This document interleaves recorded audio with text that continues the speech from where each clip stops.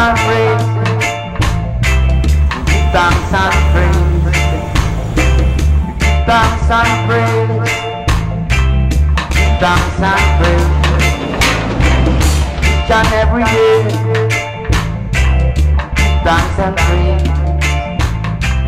Give thanks and praise. Each and every day. I want to know why you look back so. The Virgin Isle is a garden with the palm trees bowing. The Virgin Isle is a garden with the trade winds blowing. The views from the hilltops and the white sands down on the shore, inviting the tourists to stay here forevermore. Yeah, she say inviting the tourists to stay here forevermore. I said this is natural beauty. You can't find this thing in no big city. This is natural beauty. You can't find this thing in New York City. People from America, England and France, they come in style just to stay in the Virgin Isle. The Virgin Isle is a garden with the palm trees bowing. The Virgin Isle is a garden with the trade winds blowing. The views from the hilltops, the white sands down on the shore, inviting the tourists to stay here forever. We look out for the tourists because we know the tourists are our bread and butter. So when they come here, we take care of them, you know? And that's how it is. We are friendly people, we are caring people, but we don't want our island to be destroyed. We want to hold on to it. I came up in a time when the environment was still intact. When the BVI was still the Blue Lagoon, it was still the Garden of Eden. When you didn't have to go beyond the harbor to catch your fish. The Virgin Isle is a garden. When my grandmother was here, it would appear that they had it tough because they had to do everything manually. But they were happy. When the day is done, they sleep like a top. People don't sleep like a top in the Virgin Islands no longer.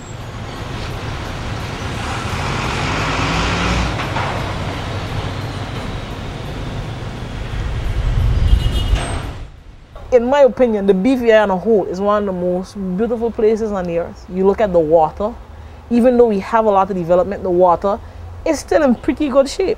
We have excellent weather because of where we're actually located for the trade winds. But if we continue to mash it up and think that, oh, it can just correct itself after a while, the environment can only take so much. It has a carrying capacity, and when that is reached, my fear is what is going to happen to us, the people who are from here and have to live with the consequences of past governments.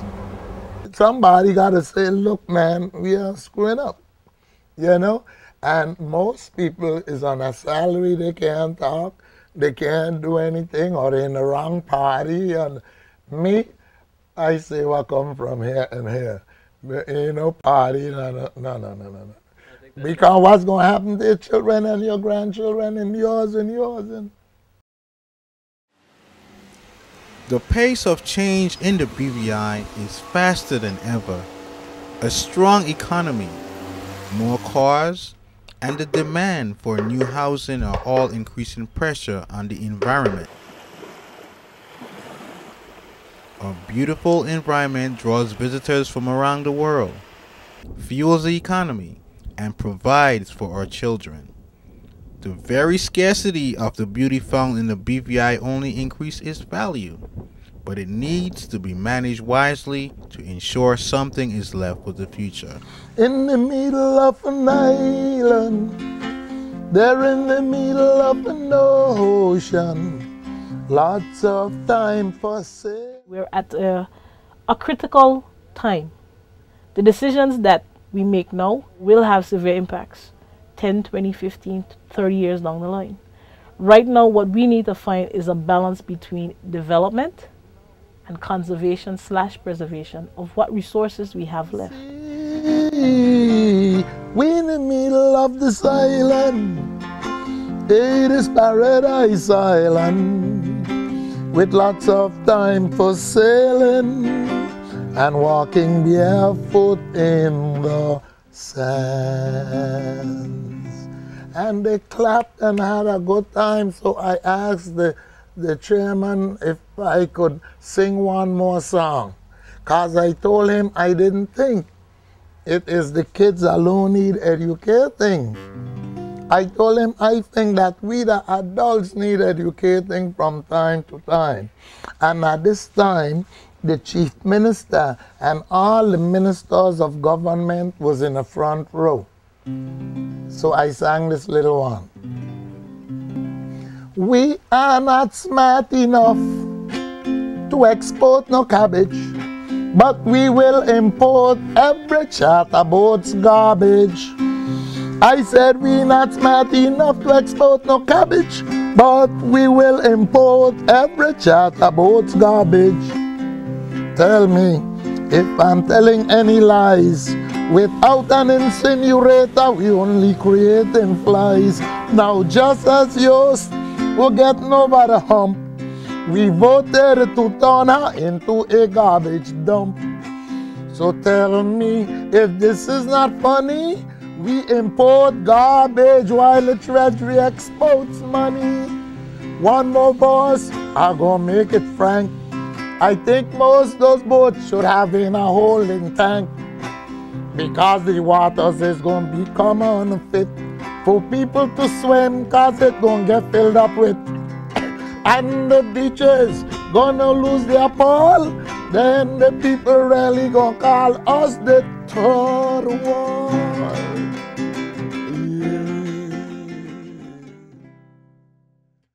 There are 900 charter boats operating in the BVI. Virtually none of their sewage holding tanks are pumped out on shore. Almost all of the waste generated ends up in BVI waters. Instead of the third world, they make it a third world, right? Yeah. And then you could have do one about the cruise ship. Fellows collecting the sewage and dumping it in the BVI like this porridge. Huh? Mixing into our water system, giving it a different smell, killing the fish, killing the reef, or the coral in the reef. Imagine 1,000 or so guests on a cruise ship and so many tons of dump right here in up clear blue water around this island of Tortola. Imagine local fellows who love money would sacrifice this beautiful country. Over 400,000 cruise ship passengers visit the BVI each year, benefiting the economy, but also generating large amounts of human waste. In the past year, some 4,000 gallons of cruise ship waste and oil were illegally dumped on Tortola and then washed into the sea. Should we be taking waste, whether it be solid waste, liquid waste, what have you, from these ships when they visit our territory, when we have our own hands are full already? It was only this year that the government announced that it had been allowing private interest to remove sewage from cruise ships and get paid for that. Well, the BVI has no sewage treatment facility, and if you think about, here we have Tortola's population of about 20,000 people. We have over 300,000 people visiting every year on cruise ships alone, and we're taking all of that sewage and pumping it right into our waters. Most of the coral reefs that are downstream are now dead, or they have algae that's overgrowing it. People have been collecting this and allowed to collect this sewage and pump it out to sea, or put it in the existing municipal sewage system, which is pumping it out to sea, for the last 9 years. In February 2006, The BVI government said it would no longer allow cruise ship waste to be dumped in the territory. Despite years of study, there is still no national sewage processing system. I think in the history of this country, the most people that have ever been here is probably was here now.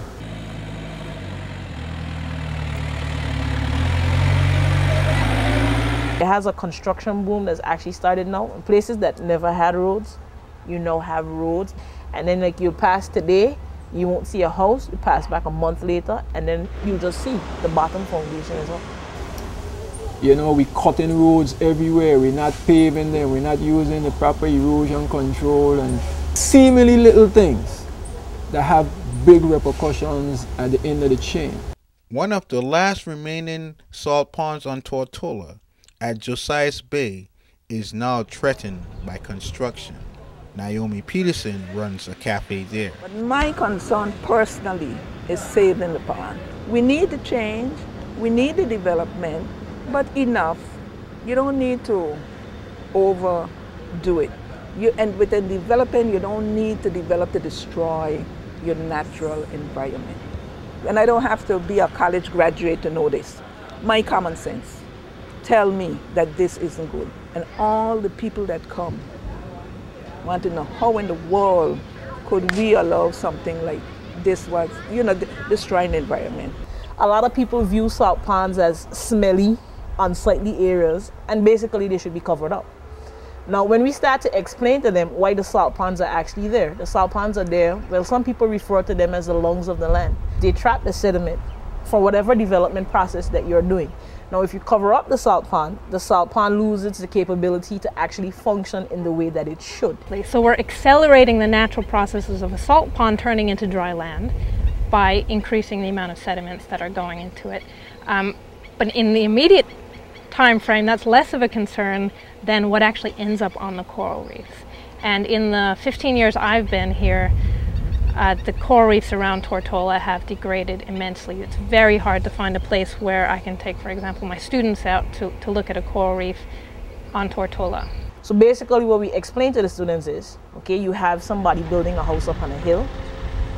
Us in our infinite wisdom decided that we're going to cover the salt pond. The sediment is now washed into the marine environment. You now have another problem.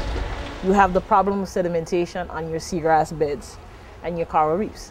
And then we ask them basically, okay, what foods do you eat from the sea? And they start off, oh, Miss O'Neill, we eat conch, we eat yellowtail. And then I'm like, no salt ponds, no yellowtail, no conch, no lobster. So economically, in the short-term sense, it makes sense to use salt ponds for building sites.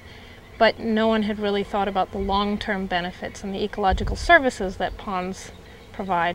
Along with the salt ponds, the coastal mangroves protective barrier is also disappearing, exposing land to erosion and reducing its ability to withstand hurricanes.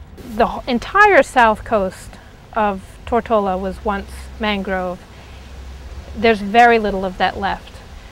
The estimates for Tortola as far as the coastal fringe of mangroves is that 75 to 80% of the coastal fringe has been cleared away, again, since about the 60s. And this is now spreading to other islands. What are people talking about mangrove? You're surprised to see the kind of fish in there. You know, the fish. The young ones, plus they have the big ones there too. You know, they went in, they lay the eggs or whatever. Thousands of them in there. Because, you know, mangrove roots to come together like, you know, like a protection. The other big fish now can't go in and get them, so it's like, it's a beautiful thing. Our lobsters, crabs, and all things in mangroves, yeah. Without your mangroves, you have no potfish, no reef fish.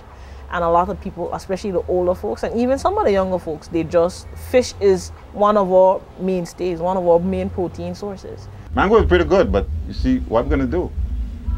Development, people, they don't care nothing about mangroves no more. I noticed too that in Tortola, they're starting to plant, try to get mangroves to go back in pipes or something like that. But that'll take forever. These mangroves, what was dug out, those things were there from since the island was made, I guess, creation time. But it just disappeared.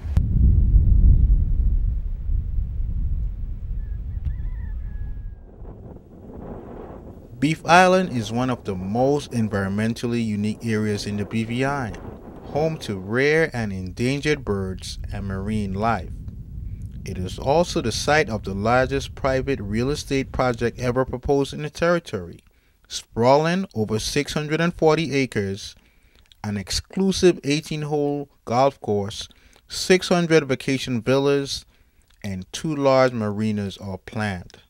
The development will cover 70% of the island, transforming Beef Island forever and limiting public access. Beef Island, it goes back to a long way of tradition. Way back, as far as you know, you have the world, have a lot of tradition here, and it's still having it because of this particular area here. That the fish them come and breed and relax and everything, and you can come and get a pound of fish, pick up a conch or wilk, or you can see the beautifulness of the early ancient days of the mangroves and so forth. You see how history was in the early days. That's what Beef Island is so unique about. We are talking about the last remaining intact marine ecosystem probably on the southern coast of Tatola and Beef Island. Critical to fisheries, critical to tourism, areas that for over 20 years have been identified as needing to be protected. My only concern is there are development projects that are slated to go on Beef Island. And when they start their projects, what impact will they have on Hans Creek and fishing in the BVI as a whole, as the importance of it being a nursery area? Hans Creek run along the south shore of Beef Island. This mangrove lagoon is designated as a marine protected area. It is also the most productive breeding ground for fish and shellfish in the BVI. 62 different species of fish breed here.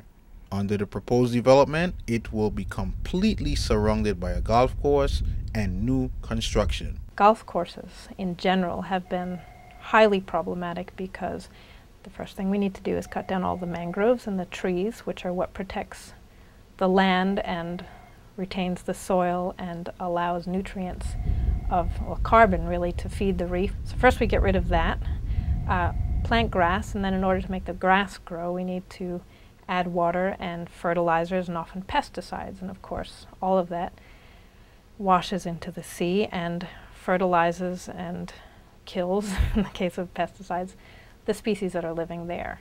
So in my opinion, there's no way for that system, the protected area, to survive in its current condition with a golf course where it's proposed to be. Every government wants to, at the end of their term, show that, hey, I've done something. I can't answer and say why they would want to choose to put something like Hans Creek and put a golf course within that particular area. To me, it doesn't make good common sense, because that is one of the places where a juvenile lobster, a juvenile conch, a juvenile yellowtail, when you go and you disrupt that ecosystem, what repercussions are you going to have? I mean, you can clearly see your fishing industry is going to decline. All 6 salt ponds on Beef Island development property, home to 55 different species of birds, will be impacted. The largest, Bluff Bay Salt Pond, will be eliminated. Dredged out for a proposed 200 slip marina to be built next to this marine protected area. It's so beautiful here.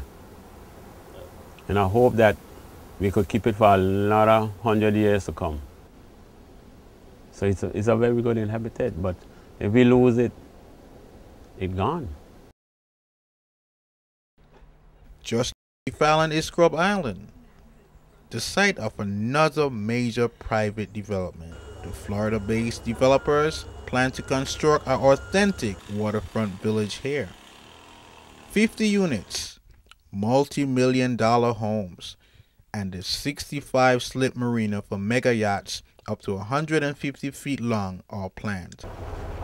This area, dredging out this area, put in a bunch of docks, put in, breakwater, power boats, That's the issue I have. Putting a badge ramp. Something that a big truck like that could drive out on to pick up material and what have you. Out in the middle of one of the most pristine reefs we have left in this territory. I have issues with that. The marina, as originally planned, would extend into the narrow, fast-moving channel that separates Scrub from Great Camano Island. The current alternately sweeps past the national park at Camp Bay to the north and the pristine Diamond Reef snorkeling site to the south. Well, Diamond Reef, which is a very important snorkeling area and a beautiful reef, is directly in line with the currents coming through the Camano Scrub isthmus there, and they will certainly be affected by the pollutants coming out of that marina. The Scrub Island Marina would also destroy the salt pond and displace coral and seagrass beds. The developer has pledged to replant, but replanting coral has a mixed success rate. Building a barge dock on the south shore of Scrub, with its reef of endangered staghorn and elkhorn coral, will require removing coral as well. They want to cater, to my understanding, to mega yachts. If you have an oil spill or a gas spill within that area, the current that flows through there, what impact is it going to have on the northern beaches? Places like Lambert Bay, Josiah's Bay, all the way down to King Garden Bay, Bruce Bay. These are the questions that we need to ask ourselves. Last December, the government's Tongue and Country Planning Department, reflecting the sensitivity of the area, forbid the developer from building beyond the shoreline into the channel and requested an alternate marina plan. To me, trying to put a marina here is like trying to put a shoe on your hand, put a glove on your foot. You know, you're trying to make something that can't fit. The developers have posted a $1 million environmental bond, hired an environmental manager, and pledged to allow independent monitoring of the site. Got our own internal quality control, because before we do any cut-in or anything, we do an environmental risk assessment, identify the key risks, and put steps in to mitigate it ourselves. Like the key thing we do is, before we cleared an area, we get the landscape architect over to identify any rare species, and if there are any in the footprint of an area which we have to clear, then we transplant them. So we've got all that in place, and as you can see, we've got the silt fence everywhere to try and mitigate any flow of any silt, as you said, into the pristine waters. Right adjacent to Scrub Island is a national reserve area. What impacts your marina going to have when you dredge all of this and the current that flows through there starts to carry the sediment? You've got a good current through here, and the marina will flush in less than a day. So the water quality will always be the same. There won't be any, what you could call, sitting water, which makes it deteriorate. We don't have the legislation or the enforcement capabilities to stop people from dumping sewage, oil, gas, cleaning products, garbage into the water off of boats when you have a marina in there. So the marina is going to be a huge producer of all these pollutants. I had always felt that there was nothing wrong with having the inner marina thing, sort of like what's over at Camano, where you can, if you have a property here, you can have a boat, a nice whaler, or, you know, a nice low draft boat that you could keep and so forth. But this whole mentality of like mega yachts and, you know, real mega marina, you know, is really trying to really cut it, almost do the impossible. These beautiful islands that we call home is slipping away.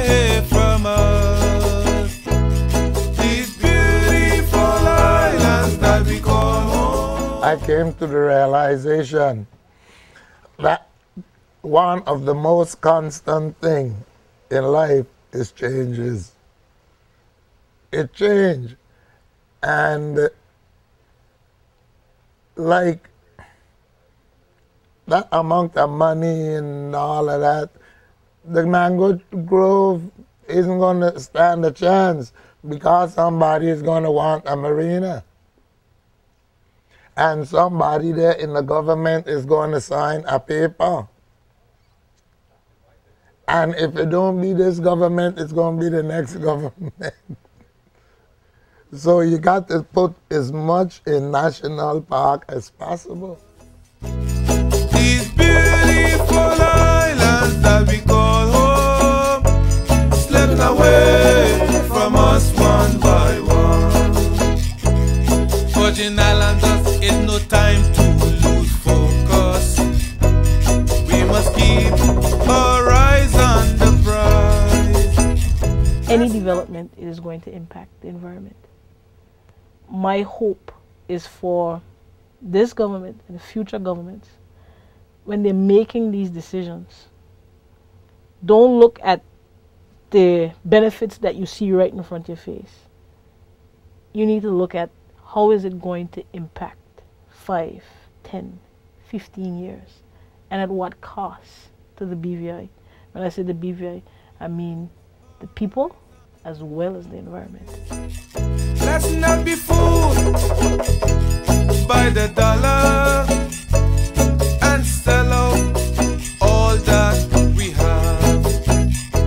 Because when 100 years from now, you should still be able to catch a bed of fish, you know. You should still be able to come and meet the area pristine.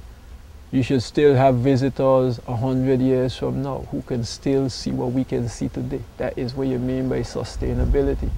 Sustainability ain't everybody in the country comes a millionaire and then a couple of years from now we can't get nothing to eat. Or there's nothing going on because we done wrecked the place. There is no rush.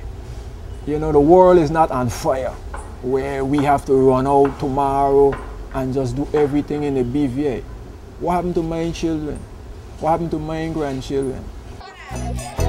Because when the dollar is gone, we will have nothing to call our own. And when we sell out all that we have, we won't have these islands to call our home. These beautiful islands that we call home is slipping away from us. These beautiful islands that we call home, slipping away from us one by one.